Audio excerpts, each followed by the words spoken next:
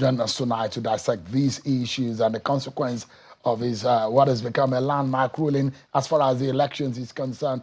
He's a right activist and former presidential candidate for the AAC, Mr. Omoyele Sowore. Thanks so much, Mr. Sowore, for joining us tonight. Thanks for having me. Did this judgment come to you as a surprise? Well, it wasn't a surprise because I've been one of the major advocates of party independence. And when we go to meetings with INEC, political parties in Nigeria behave as if they are departments or appendages of INEC. They don't question, they don't even go there with their own proposal as to how they want their parties to be run. And we often fight at these meetings between myself, usually, and so many of the other political parties who likely just endorse and concur with INEC and whatever they're saying. But what is interesting, when we go to these meetings, the big parties don't say a word. The people we call the big party, the APC in particular, they never say a word. Maybe they might, at the end of the meeting, accept to a second motion to end the meeting. That's what you hear from them, including even when the PDP was still PDP. They never say a word. So I'm glad that one of the major political parties that came with this youth party. But you have to also be very careful. Anything and anytime things work excellently well in Nigeria, I question the motive, especially if it's coming from the judiciary. But what I'm trying to say here is that I've always advocated that parties should completely be in charge of their affairs, and INEC has engaged in what I call, it can't even be regarded as an overreach, but complete disruption of party internal affairs. INEC dictates everything. When you should do your primaries, you should notify them when you want to hold meetings, and you to tell them when you want to have a convention, and they must be there. And if they are not there, you are in trouble. I don't think that INEC should have those powers to, to determine so many of the things they determine. But I think political parties in Nigeria emerged from the military, and the military were the last set of people who formed political parties in 1993. Yeah. So I think whatever it was, SDP and PDP, NRC in those days just transferred over to the creation of political parties, and the parties didn't do much to build their own base and their independence and integrity.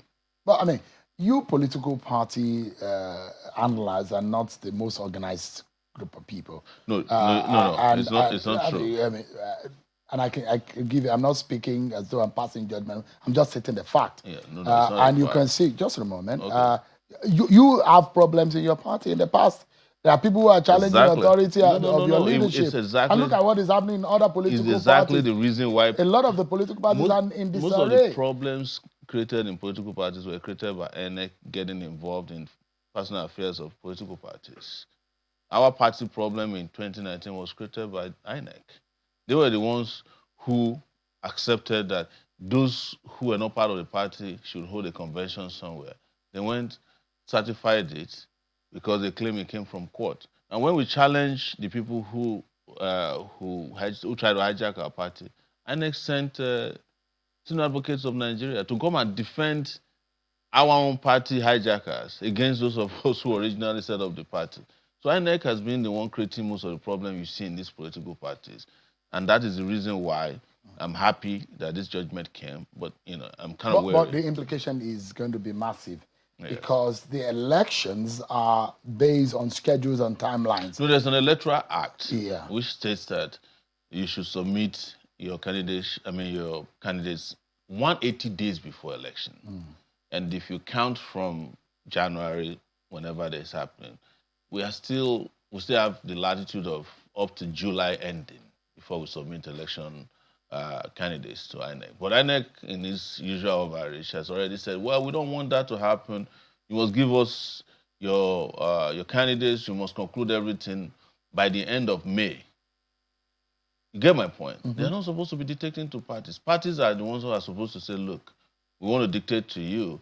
This is what is convenient for us. But the law has said 180. So the timeline is automatic. It's automatic according to the Electoral Act. Yeah. But INEC has come up with its own schedule and which timetable. the judgment, according to Justice Umar, says that INEC's revised timetable and schedule of activities for the election is inconsistent with the Electoral Act. That's right. It means that anybody, based on this judgment now, anybody can take this judgment and ignore INEC's timelines. It's not that that's a law as far as.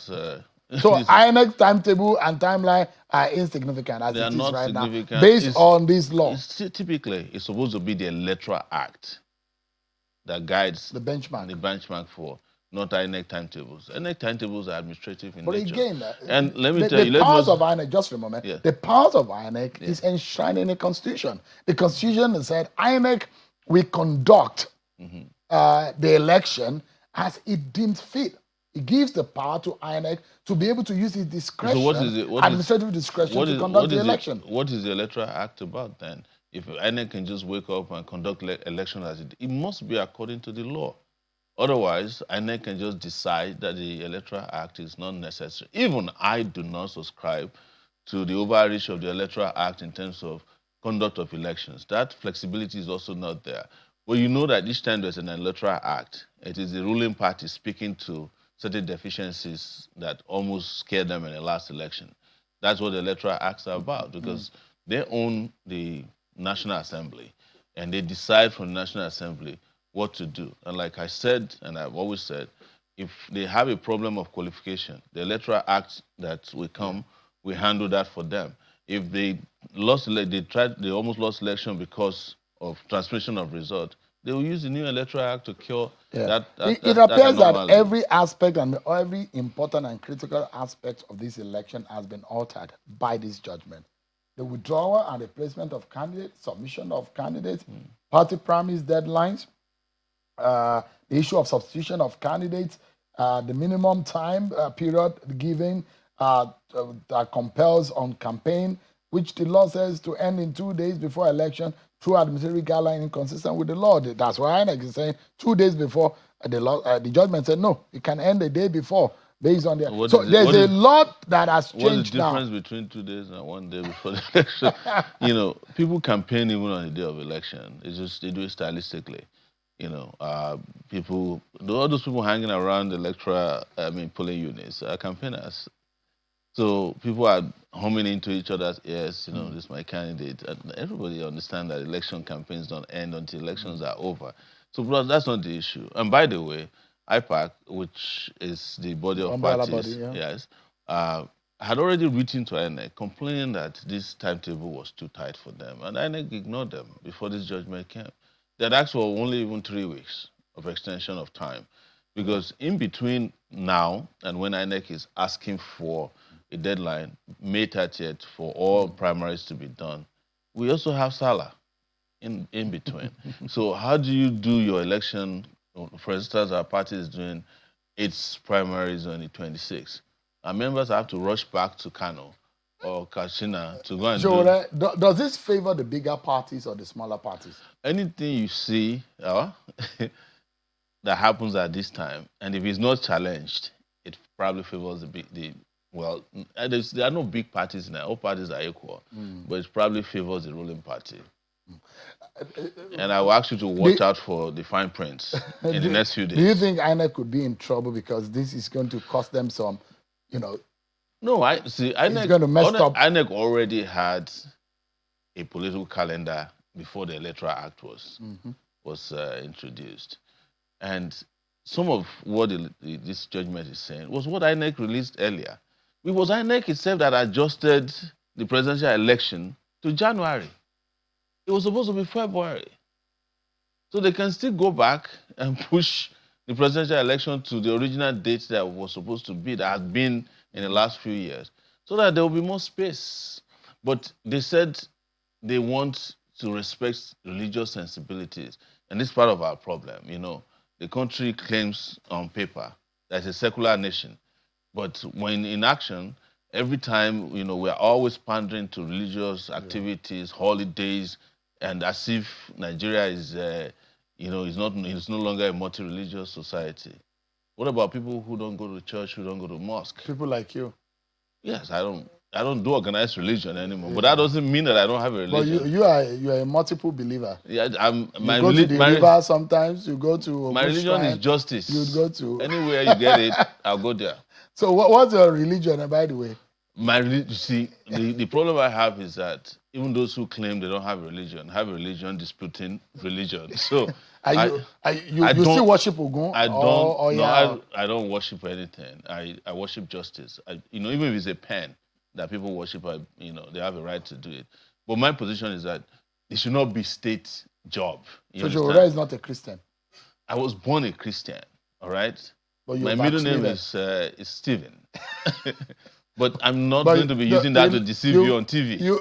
Yes. You are disappointing your parents by not sticking with what they taught you. My parents are probably happier with me than anybody who's been going to church forever. All right. Let me ask you. Yes. Are you still planning to contest in 2027?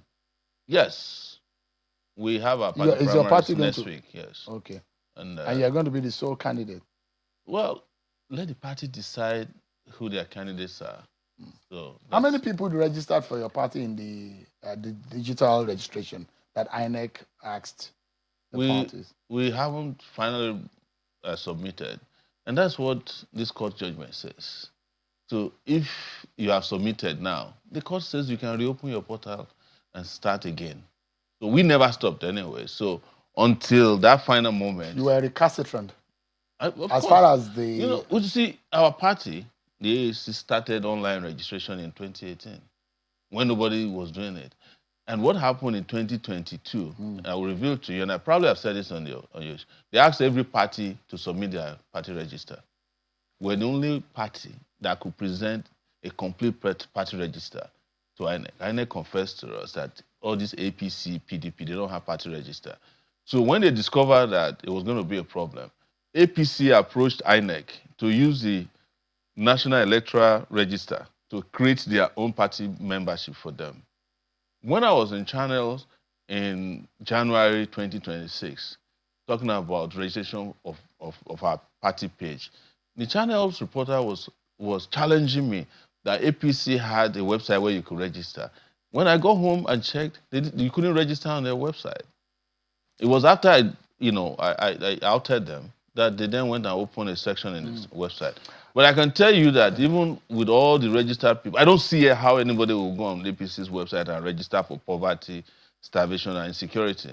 But they have a way of forcing people to register using all kinds of subterfuge. But you still cannot even, they can't even tell you how people are registered on their page. You plan to run for election again. Is it just as a routine, or what will change? What is the routine in running for election? This will be your third time of being on the ballot. I've been running less than Atiku has run. What else do you want to know? So you want to... Atiku is your mentor? No, what I'm saying is that Peter Obi will be running for the third time. Are those your mentor? They're not my mentor. I'm just telling you that everybody is entitled to run for as many times. That's what I'm asking. Is this a routine for you? It's not a routine. I know what you're trying to say. Yeah. What you're trying to say is what you do all the time, to say that some people are special than others. No, I'm asking you especially. We are in Don't imagine what I did not say. No. I'm asking you pointedly, and I'm saying that what is changing now in 2027 if Jowora is going to be on the ballot? Are you running to win? Or what exactly is your intent? Yes, and it is because, as I've told you several times, all the political parties are equal. And the better candidates should be able to win elections in this country, people with ideas. And I've said this several times on your show. Stop selling people to Nigerians who don't have ideas, people who don't even come on your show to be interviewed. In 2018, you never interviewed Buhari, but you were always interviewing his people. In 2022, 23, you never interviewed Tinubu. Tinubu never came near this studio. Those of us who come and share ideas with you, vibrant ideas, brilliant people, you keep asking us, is it routine? Is insecurity not routine in this country? Is hunger, poverty, lack of health care, bad roads not routine in this country? People who want to fix it, don't talk down on them. I'm not talking down on you. Because you just said it's routine. How's it routine? How's my running for office different from... Why are you being defensive? I'm asking you a that's what you think you want to achieve. You can't achieve that with me. I'm not being defensive. No, I'm answering your question. You have not answered my question. No, I said why is this time different from the other times that you have run? It's different because these are different times also. Times are harder. Nigerians are you in running bigger to win trouble. this time around? Yes, I just answered you. See, I'm answering you, What and are you're the, not paying what are the attention to me. ideas? Why are you being defensive tonight? You see, because I answered you, but you ignored me. Why do you think this time around that your chances are better than the Atikus of this world, the Peter Obis of this world, and Tinubus of this world, and Amechi or Sheyi Makinde? Because all of the ideas of the people you mentioned brought Nigeria into this cycle of poverty, insecurity, pain, sorrow, and tears. Do you want Nigeria to continue to get these same people elected or selected, or whichever way they get themselves into office, so that they can suffer more, so that those of us who have ideas that can liberate this country will not be listened to by asking us, oh, what are you doing in the presidential election? I mean, need to win. I mean, need to liberate my country. I mean, need to bring poverty, if there are peace, two things progress. that you think that you've got as a capacity or as an idea, if there are those two things that Nigerians who are watching now to say, okay, maybe I should give Showore a chance in my mind. What would these two ideas have that you think that the others don't have? I would not reduce myself to two ideas when there are I'm multiple just ideas. asking two out of whatever idea that. I'm not going to fall into your trap of asking me to present myself in two ideas. There are multiple ideas. There are multiple agendas. There are multiple ways.